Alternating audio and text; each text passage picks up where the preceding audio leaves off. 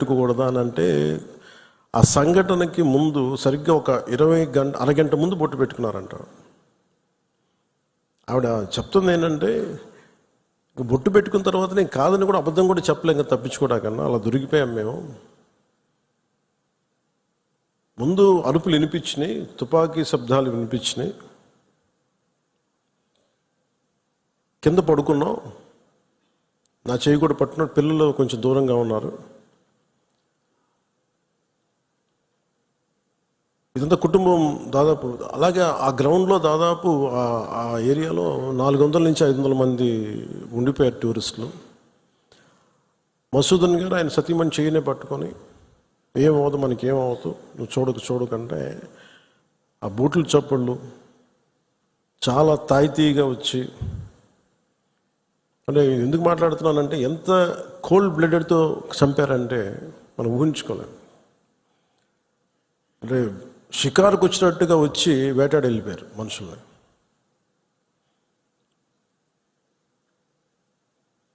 మనకి ఏమవ్వదు అని అలా అంటుంటే బూట్ల శబ్దాలు ఆగినాయి. ఆవిడకి తెలిసిందల్లా తుపాకీ శబ్దాలు వినిపించినాయి. కళ్ళు తెరిచి చూస్తే మొత్తం ముఖం మీద మొత్తం రక్తం ఉండిపోయింది, భర్త తాలూకు రక్తం. ఎంత క్రూరంగా చంపారంటే, నేను వైజాగ్ కూడా వెళ్ళాను చంద్రమౌళి గారి ఇంటికి. ఎక్కడ తల ఉండాల్సిన చోట తల లేదు. 35 బుల్లెట్లు 40 బుల్లెట్లు దింపారు తలలో, ర్యాపిడ్ ఫైర్ తోటి, ఆటోమేటిక్ గన్స్ తోటి. అంత దారుణంగా క్రూరంగా చంపేశారు. యుద్ధం ఎప్పుడు ఇంకొక ఆయుధం పట్టుకున్నవాడితో చేస్తాం, కానీ నిరాయుధులైన ఎంత నమ్మకం లేకపోతే కాశ్మీర్కి వెళ్తారు. 22-23లో దాదాపు 2 కోట్ల మంది వెళ్ళొచ్చారు. అది ప్రెసిడెంట్ పాలన ఉన్నంతకాలం వచ్చారు. మొన్న పాలన మారగానే అప్పటికి చాలాసార్లు ఎన్నికలు ఇంకా సంసిద్ధంగా లేదు కశ్మీర్ అని చెప్పినా కానీ కొన్ని పరిస్థితుల వల్ల కుదరలేదు, రాజ్యాంగ పరిస్థితుల్లో. ఇంకా ఉండదు అని చెప్పేసి మళ్ళీ ఎప్పుడైతే రాష్ట్ర చేతికి వెళ్ళిపోయిన పగ్గాలు, మళ్ళీ ఈ తీవ్రవాదులు విజృంభించి చాలా కోల్డ్ బ్లడెడ్గా చంపేశారు అందరిని. మీరు ఊహించుకోండి, మనందరం ఒక సాయంత్రం అంటే మనకి కాశ్మీర్కి మనకి ఏంటి సంబంధం అనుకుంటాం. గ్లోబల్ విలేజ్ని మాట్లాడుతున్నాం, ప్రపంచాన్ని. అమెరికాలో చిన్నపాటి ఇన్సిడెంట్ జరిగితే దాని ప్రకంపనలు ఆంధ్రాలో కూడా ఉంటాయి. It's become a global village. అలాంటిది దేశం సరిహద్దులు ఏమి జరిగినా, దేశం లోపల ఏమి జరిగినా దాని ప్రకంపనలు మనకు కూడా తగిలి తీరుతాయి. మేబీ ఒక సగటు మనిషిగా బతికే మనకి అంత అవసరం లేకపోవచ్చేమో, కానీ మామూలు మనిషికి అవసరం లేకపోవచ్చేమో, కానీ being a political party, regional పార్టీకి మనకు ఎందుకు అనే ఒక మైండ్ సెట్ ఉంటుంది. మన సంబంధం నేను చెప్తున్నప్పుడు బిగినింగ్లో జాతీయ సమస్యల గురించి నేను మాట్లాడుతున్నప్పుడు చాలా హాస్యాస్పదంగా ఉండేవాళ్ళు అందరూ నాతో. నీకు ఎందుకు ఇవన్నీ స్టేట్స్ విషయాలు చూసుకుంటే, state is a part of the country కదా, state is a part of the nation, how do we ignore?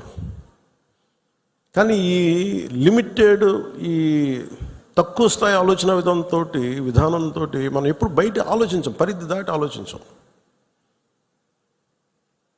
So ఇప్పుడు నేను ఆ దేశం కోసం ఎందుకు ఎంత తపన పడతానంటే, if borders are not secured, Kashmir భారతదేశం రంచు దాడితే పాకిస్తాన్ వస్తుంది. ఆ హద్దులు బాగలేనప్పుడు దాని ప్రకంపనలు ఇక్కడ దాకా వస్తాయి. మియాన్మార్లో గొడవలు జరిగితే మనకెందుకు అనుకోవడానికి లేదు. అక్కడి నుంచి రోహింగ్యాస్ వచ్చేసి ఇక్కడ మనకి ఆంధ్రాలో కూడా ఉంటారు చాలామంది. దాని ప్రకంపన దాని తాలూకు ఇంపాక్ట్ మనకి ఏముంటుంది అనుకుంటే, ఒక 10 సెంట్లు భూమి ఉంటేనే, రోజు 2 సెంట్లు భూమి ఉంటేనే మనం ఎంత తెలుస్తాం. అలాంటిది కంట్రీ సరిహద్దుల్ని మనం చూసుకోకపోతే నాయకులుగా వచ్చే ఉపద్రవాలు ఇలా ఉంటాయి. మన దేశం ఎప్పుడు కూడా చాలా మెత్తని దేశం. ఉగ్రవాదులకి ఎందుకు సమాధానం చెప్పలేం. మీరు నిజంగా ఆవిడ పడ్డ బాధ చూస్తే ఇంత కనికరం అవసరం లేదు ఉగ్రవాదుల మీద అనిపించింది. నిర్దాక్షిణ్యంగా తీసేయాలన్న. ఆవిడన్న మాటలు చంద్రమౌళి గారు మేము మన వైజాగ్లో కనుక, ఆయన retired employee, bank employee, retirement plan ఏం చేయాలో, పిల్లలు అమెరికా వెళ్ళిపోయి ఏం చేయాలో తెలియక ఆయన జస్ట్ ఒక 5 రోజుల కన్నా వెళ్తే ప్రాణాలు పోయినాయి. మీరు ఊహించుకోండి, మన సరదాగా చాట్ తిందామని చెప్పి హైదరాబాద్లో గోకుల్ చాట్కి వెళ్తే బాంబ్ బ్లాస్ట్ జరిగింది, ప్రాణాలు పోయినాయి. Simple chat. అలాగే పార్క్కి వెళ్దాం, లుంబిని పార్క్ వెళ్ళి కూర్చుందాం పిల్లా పాపలతో అంటే బాంబులు పేలినాయి. అంటే ఉగ్రవాదం తాలూకు పంజా అన్నిటి మీద ఉంటుంది. దీంట్లో దాదాపు 26 మంది చనిపోయారు. ఈ గుర్రాలని తీసుకెళ్ళి ఒక్కతను మటుకు ఒకే ఆయన ముస్లిం, మిగతా 25 మంది 25 మెంబర్స్ హిందూస్. అది కూడా ఆయన ఎదిరించాడు. ఆ గుర్రాలను తీసుకెళ్లే వ్యక్తి ఉగ్రవాదులు ఎదిరిస్తే ఆయన చంపేశారనేది వార్త. అంటే కాశ్మీరు మనందరం ఒక అందమైన లొకేషన్ చూస్తే మేము చాలాసార్లు, అంటే నాకు ఎందుకు కాశ్మీర్ అనేది ప్రత్యేకంగా నాకు తగులుతూ ఉంటుందంటే, యాజ్ ఎ లీడర్ మీరందరూ కూడా, యాజ్ ఎ పొలిటికల్ పార్టీ స్టేక్ హోల్డర్స్గా మీరందరూ you have to read history. అంటే ఇవి భవిష్యత్తులో జరగకుండా ఉండాలి అంటే దాని తాలూకు కాశ్మీర్లో తూటాలు పేలితే దాని ప్రకంపనలు ఇప్పుడు మన పార్టీ దాకా ఎలా వచ్చినాయో,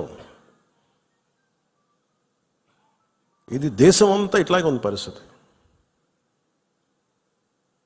అంటే ఒక వాస్తవాన్ని వాస్తవంగా చెప్పడంలో తప్పే ఉంది అన్న. మన జర్నలిస్టులు కూడా మాట్లాడుతూ ఉంటే ఒక వర్గం మీద ఇంకో వర్గం అంటే మీరు ఎందుకు ఇంత లోపాయికారిగా మాట్లాడతారన్న. కర్ర సన్నాయి నొక్కులను ఎందుకు నొక్కుతారు మీరు? When you are targeted based on your religion, let us say it, చెప్దాం దాన్ని. అంత మాత్రాన ద్వేషమని కాదు, ఉగ్రవాదుల మీద కోపం అది. మన నాయకులు, ఇంతమంది ముస్లిం నాయకులు ఉన్నారు ఇక్కడ మనకి. ఈ రోజున మనం వివక్ష చూపించామా భారతదేశంలో? అన్ని వర్గాల మీద గొడవలు ఉంటాయి, చిన్న చితక గొడవలు లేకుండా ఎందుకుంటే ఒక ఇంట్లోనే గొడవలు ఉంటాయి. కానీ మన దేశం ఏర్పడిన విధానం మటుకు మన అందరూ అవగాహన చేసుకోవాలి. ఎందుకంటే ఎందుకు నేను 3 రోజులు సంతాప దినాలుగా ప్రకటించిన ఆ బాధ నాకు తెలుసు ఎలా ఉంటుందో. అప్పటికి మధుసూదన్ గారు చనిపోయిన సంగతి కూడా నాకు తెలియదు. ఎందుకంటే నేను 86 నుంచి 89 దాకా మన్నయ్య గారి చుని గారి సినిమాల్లో చాలాసార్లు మేము అక్కడికి వెళ్ళేవాళ్ళం. 3 to 4, 86 to 89. ఇంకా కాశ్మీర్ ఉగ్రవాదం ఇంకా పైకి ఇంకా వచ్చి తొలి దశల్లో 89లో స్టార్ట్ అయింది. ఇంకా 90sకి దాదాపు ఎన్ని వేల మందిని చంపేశారు. కొన్ని లక్షల మంది కాశ్మీరీ పండిట్స్ని వలసపోయేలా చేశారు. అంటే ఆ రోజు కనుక కాశ్మీరీ పండిట్ల వలసను కనుక ఆపుండగలిగితే, అంటే ఎప్పుడు ఒక అలక్ష్యం, ఇది నా సమస్య కాదు వదిలేస్తే కాశ్మీరీ పండిట్లు అక్కడే ఉంటారు, అక్కడే పుట్టారు, అక్కడే పెరిగారు. వేరే రాష్ట్రాల నుంచి కూడా రాలేదు, అందరూ అక్కడే పుట్టారు, అక్కడే పెరిగారు. లక్షలాది మంది కాశ్మీరీ పండిట్స్ వలసలు వెళ్ళిపోయారు. నాకు పర్సనల్ ఎక్స్పీరియన్స్ ఏంటంటే 86, 89లో మేము షూటింగ్ల కోసం నేను కొంత ప్రొడక్షన్లోనే పనిచేసాను. కొంచెం ఏదైనా కావాలంటే అవసరాలుగా మార్కెట్కి వెళ్ళాను. శ్రీనగర్ మార్కెట్కి వెళ్తే ఫస్ట్ ఇయర్ బాగానే ఉంది, కానీ 86లో 87, 88కి చాలా ఇబ్బంది అయిపోయింది. ఇంకా 89 దగ్గరికి వచ్చేటప్పటికి షూటింగ్ జరుగుతుంటేనే గొడవలు అయిపోయాయి.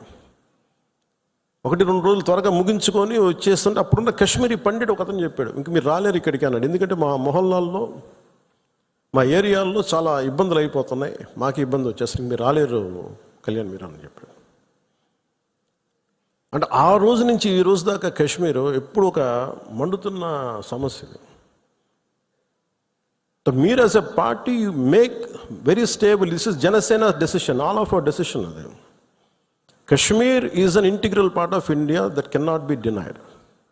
అది మీరు చాలా బలంగా మీరు మాట్లాడాలి. Kashmir is an integral part of India, it will be an integral part of India forever. ఎందుకంటే ఎందుకు మాట్లాడుతున్నానంటే కాశ్మీర్ పేరు కశ్యప మహర్షి మీద వచ్చింది.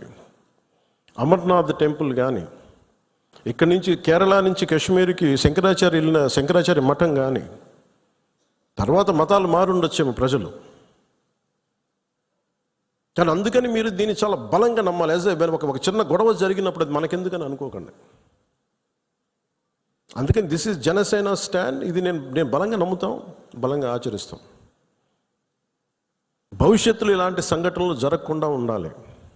మనం ఇవ్వగలిగేది ఏంటంటే, ఒక నాయకుడికి దేశాన్ని, ఒక చిన్నపాటి ఇంటిని నడపాలంటేనే కష్టం.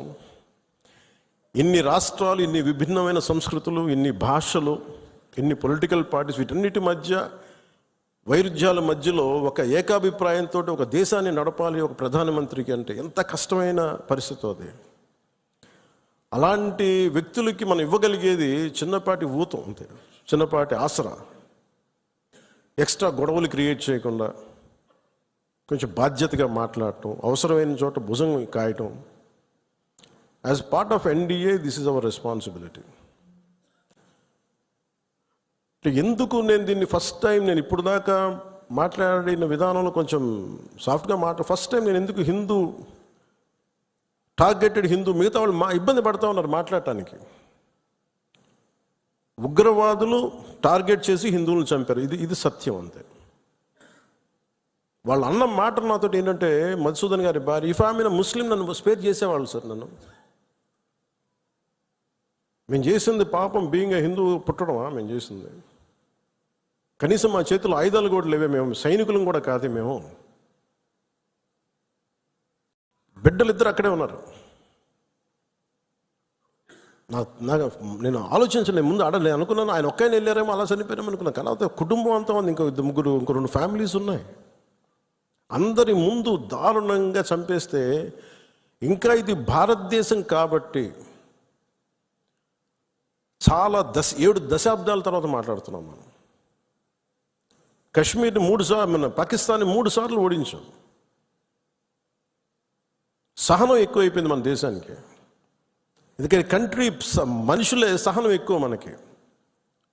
ఏదైనా అతి చేస్తే మంచిది కాదు, అతి సహనం కూడా మంచిది కాదు, మితిమీరిన మంచితనం కూడా మంచిది కాదు. ఇష్టారాజ్యంగా వచ్చి కాల్ చేసి వెళ్ళిపోతాం అంటే మనం ఎందుకు కామ్గా ఉండాలి? మన జన సైనికుడు చనిపోయిన మన జన సైనికుడు మనలో ఎవరైనా కావచ్చు, అది నేను కావచ్చు, మీరు కావచ్చు, ఎవరైనా కావచ్చు. అది ఎంతమంది ఇక్కడికి వచ్చేసి ఉంటున్నారో మనకు తెలియదు, ఏ ముసుగులో ఉంటున్నారో తెలియదు మనకి.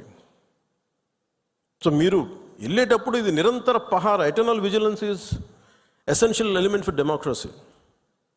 మన బాధ్యత పదవులు వచ్చేసినాయా లేదా, మనం గెలిచేసామా లేదా అన్నిటికంటే కూడా ఎంత బాధ్యతగా ఉండగలం మనం, ఎంత నిరంతరంగా మనం విజిలెన్స్తో ఉండగలం, పహారా కాయగలం సమాజం మీద. ఊళ్ళల్లో ఎవరైనా కొత్త వ్యక్తులు వచ్చారా, అనుమానాస్పదంగా తిరుగుతున్నారా, ఇవన్నీ it's also part of our responsibility. So నాకు ఇది 3 సార్లు యుద్ధం ఓడిపోయిన తర్వాత మన మంచితనం ఇంకా అర్థం చేసుకుంటే ఇలాగ వచ్చి ఇళ్లలోకి వచ్చి చంపుతారు. షికార్కి వెళ్తే, సరదాకి వెళ్తే చంపేస్తారు. దీనికి మటుకు చాలా బలమైన స్టాండ్ తీసుకోవాలి. అందుకే నాయకులందరికీ కూడా, జన సైనికులందరికీ కూడా, వీరమలందరికీ కూడా ఇది ధైర్యంతో కూడుకున్న పని. ఉగ్రవాదులను ఎదుర్కోవడం అంటే ధైర్యంతో కూడుకున్న పని. Though we are a regional party, we didn't expand as on now, we confine only to state AP, కొంత తెలంగాణ. కానీ మన ఆలోచన విధానం జాతీయవాదం. ఇది మీరు బలంగా ఉండగలిగితేనే రేపొద్దున యుద్ధ పరిస్థితులు రావచ్చు, రాకపోవచ్చు, నాకు తెలియదు యాజ్ ఆన్ టుడే. బట్ కొన్ని 7 అంశాల మీద నిర్ణయాలు తీసుకున్నారు. ముందు వాటర్ ఆపారు అంటే కొంతమంది మాట్లాడుతారు, కొంతమంది లీడర్స్, ఎంత లౌకికవాదం, ఎంత సెక్యులరిజం అంటే అందరికీ, ఎంత సెక్యులరిజం అయిపోయిందంటే అందరికీ. నేను అనేది, మన కంట్రీ స్లోగనే సత్యమేవ జయతే. Unlike America, in God we trust అంట. 3 కోట్ల దేవతలు ఉన్న దేశాలలో మన సత్యాన్ని నమ్ముతాం, కానీ మన అమెరికాలాగా ఇన్ గాడ్ వి ట్రస్ట్ ఒక దేవుడిని పెట్టలేదు మన దేశంలో. We are beyond religion, we are beyond God, truth is eternal. సత్యం అంటే ఏంటి? ఒక తప్పుని తప్పుగా చెప్పడం, ఒప్పుని ఒప్పుగా చెప్పడం. If I make a mistake else admitted it's a mistake. Constant కరెక్షన్లో ఉండాలి. ఎటర్నల్ ట్రూత్ అది. అలా కాకుండా ఇంత 26 మంది చనిపోతే మత ప్రాతిపాదికని చంపినా కానీ మన సెక్యులర్ వాదులు, సో కాల్డ్ సూడో సెక్యులరిస్ట్, వాళ్ళు ఏం మాట్లాడుతున్నారు? మతవాడికి చంపలేదంటారు. చనిపోయిన మధుసూదన్ గారి భార్య, అందరూ వాళ్ళ అబద్ధాలు చెప్తారు. వాళ్ళు పాకిస్తాన్ని ప్రేమిస్తా అంటారు. వీళ్ళందరూ ఇక్కడ భారతదేశంలో కూర్చొని మీరు పాకిస్తాన్ని ప్రేమిస్తుంటారు. మొన్న కొంతమంది నాయకులు డిబేట్లో మాట్లాడుతుంటే చూస్తున్నాను. మీరు పాకిస్తాన్ అంత ప్రేమిస్తే దయచేసి పాకిస్తాన్కి వెళ్ళిపోండి. ఇక్కడ ఎందుకు? పాకిస్తాన్ మీద మీకు అంత ప్రేమే ఉంటే ఇది మాట్లాడుతున్న పని ఏదైనా వీళ్ళందరూ కూర్చొని కాంగ్రెస్ నాయకులు వీళ్ళందరూ, కొంతమంది ఎమ్మెల్సీలు కూడా ఉన్నట్టుగా అనిపించింది నాకు చూస్తుంటే. ముఖ్యంగా సౌత్ నుంచి ఉన్నారు కొంతమంది సీనియర్ కాంగ్రెస్ నాయకులేం. కాంగ్రెస్లోనే విభేదం ఉంది. మేము వెళ్ళిపోతే మీరు పాకిస్తాన్ని, మీరు భారతదేశంలో దాడి జరిగినప్పుడు భారతదేశానికి నిలబడాలి తప్ప పాకిస్తాన్కి నిలబడతాం మీరు సెక్యులరిజం అంటే అది ఏ ససేమిరా ఎవరు ఒప్పుకోరు. ఇక్కడ ఆ బలం మనం చూపించాలి. మనం ప్రాణాలు పోతే తిరిగి వస్తాయా? ఆయన ప్రాణాలు పోయినాయి. ఆయన బిడ్డల పరిస్థితి ఏంటి? ఆయన భార్య పరిస్థితి ఏంటి? మెరిట్ మీద ఉద్యోగం సంపాదించుకున్న అబ్బాయి, ఒకటే కంపెనీలో నిలబడి ఆ మెరిటోరియస్గా ఎదిగినవాడు, ఒకటే మాట ఆయన మా మిస్సెస్ మాట్లాడుతూ ఉన్నారు. మాకు ఏం ఆశలు లేవు సార్. మేము సింపుల్ ఒక చిన్న మిడిల్ క్లాస్ ఫ్యామిలీ. మేము టీవీల్లో కనిపిస్తామని మా కళ్ళలో కూడా ఉండదు. కానీ మా దురదృష్టం ఇలా కనిపించాం మేము టీవీలోనే. నా భర్త చనిపోయినప్పుడు ఇలా మేము టీవీలో కనిపించి మా బతుకులు బయటకు వచ్చినాయి. నా భర్త చనిపోయాడు, అది చెప్పుకోవాల్సిన దుస్థితి మాకు వచ్చిందని. వెళ్ళినప్పుడు బిగినింగ్లో ఆవిడ నన్ను ఎంత ఒకలాగా ఒక నిష్ఠూరంగా మాట్లాడారంటే బాధపడుతున్నారు. మిమ్మల్ని అనకూడదని మళ్ళీ అన్నారు. మీరందరూ ఇస్తేనే కదా నమ్మకం. ఇది మోదీ గారి ప్రభుత్వం, ఎన్డీఏ ప్రభుత్వాన్ని కదా మేము భరోసాతో కదా మేము వెళ్ళింది. మేము కాశ్మీరు ఇన్ని కోట్ల మంది వెళ్ళారని మీరు అందరూ చెప్తేనే కదా మేము వెళ్ళాం కాశ్మీరు. మమ్మల్ని ఇలా పెట్టేశారు ఏంటనేది ఆవిడ మాట్లాడుతుంటే నాలో మొత్తం భారతదేశ ప్రభుత్వాన్ని చూశారు ఆవిడ. నన్ను ఆ తిట్లు నేను తీసుకున్నాను.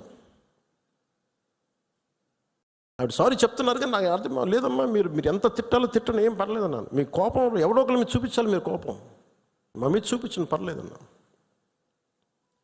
అని ఇంత దారుణంగా ఉంటుంది.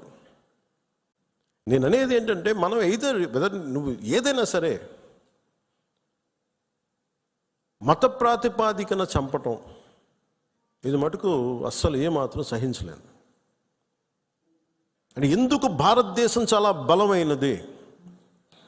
భారతదేశం మన సెక్యులరిజం చెప్పుకోకర్లా. సెక్యులర్ అనే పదం మనం యాడ్ చేయక్కర్లా. సెక్యులర్ పదం అని యాడ్ చేయకముందు 70s వీఆర్ సెక్యులర్. సెక్యులరిజం అంటే అపీస్మెంట్ కాదు. అది వైట్ వాష్లు చేయకండి తప్పులు చేస్తే. సర్ తన్సే జుదా అని చెప్పి అంటే అట్లాగే తుపాకులతో సర్ తన్సే జుదా చేశారు వాళ్ళు ఉగ్రవాదులు. తల లేదు.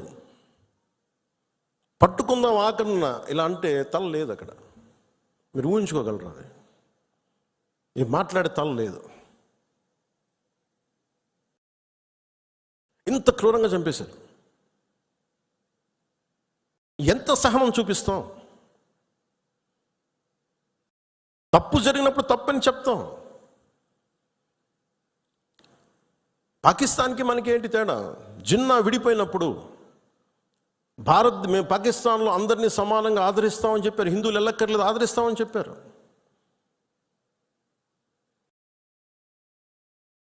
రెండు కోట్ల పైన ఉండే చాలా కోట్ల ఎక్కువ అంత జనాభా ఉండే చోట ఈరోజు జస్ట్ పట్టుమని కొన్ని లక్షల్లో ఉంటారు పాకిస్తాన్లో హిందువులు అంతే. బట్ వేరస్ మన దేశంలో పాకిస్తాన్లో ఎంత జనాభా ఉందో ముస్లిం జనాభా అంత జనాభా ఇక్కడ ఉంది. That's what India is. అంటే మనం నిజంగా ఈ సోకాల్డ్ సూడో సెక్యులర్ వాదులు చెప్పిన విధానంగానే అయితే నిజంగా అసలు ఇంతమంది ముస్లిం పాపులేషన్ ఉంటుందా? ఇంత వివక్ష చూపించే దేశం అయితే, హిందువులే నిజంగా వివక్ష చూపించే దేశమే అయితే ఇన్ని లక్షల మంది ఉండగలరా? అసలు ఇన్ని కోట్లాది మంది జనం ఉండగలరా? పాకిస్తాన్లో ఎంత ముస్లిం జనాభా ఉందో భారతదేశంలో అంతే ముస్లిం జనాభా ఉందో.